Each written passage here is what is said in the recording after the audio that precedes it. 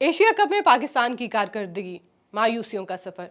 पाकिस्तान ने Asia cup के मजमूई 16 editions में सिर्फ 2 बार ये ट्रॉफी अपने नाम की है, जबकि वो 3 बार फाइनल में पहुंच पाया है।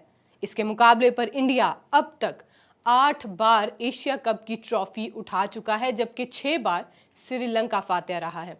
ये कारकर्दगी पाकिस्तान जैसी क्रिकेट पावर के लिए तवक्कुआत से बहुत कम है, खास तौर पर उन हालात में जब इस टूर्नामेंट के इब्तदाई बरसों में पाकिस्तानी टीम बहुत मजबूत थी और इसमें ज़हीर अब्बास, जावेद मियांदाद, वसीम अकरम, वकार यूनुस, शुएब अख्तर, इंजमामुल हक, मोहम्मद यूसुफ और मोहम्मद यूनुस जैसे खिलाड़ी शामिल थे।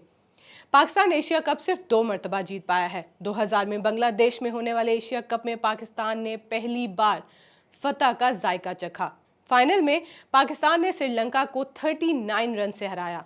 मोहम्मद यूसुफ इस टूर्नामेंट के बेहतरीन खिलाड़ी करार दिए गए थे।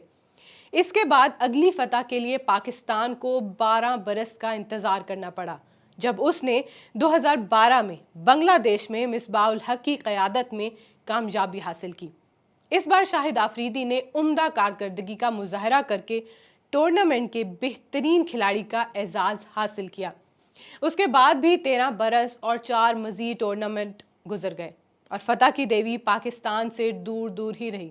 इसकी वजह कोई 1-2 कमजोरियां नहीं, बल्कि कई दिहाइयों पर मुहित मजमूई मसाइल हैं, जिनमें बैटिंग में गहराई का फुकदान, इंडिया और श्रीलंका को टक्कर देने वाले उम्दा स्पिनर्स की अदम दस्तयाबी, कप्तानी में तसलसल की कमी और टीम कम्बिनेशन की खामियां शामिल हैं। माजी की टीमों के मुकाबले पर इस बार टीम खासी कमजोर है और कप्तान भी निस्बतन नया। इसके मुकाबले पर इंडिया की टीम बहुत उम्दा फॉर्म में है और तमाम टूर्नामेंट्स में अच्छी कारकर्दगी दिखा रही है। आज भी अगर पाकिस्तान ने एशिया कप में मुस्तकिल तौर पर कामयाब होना है तो उसे बैटिंग में गहराई, स्पिन अटैक में मजबूती और ज़हनी तौर पर दबाव बर्दाश्त करने की सलाहियत पैदा करना होगी। इस आलम में पाकिस्तान अगर ये टूर्नामेंट जीत जाता है तो उसे बोनस ही समझा जाएगा।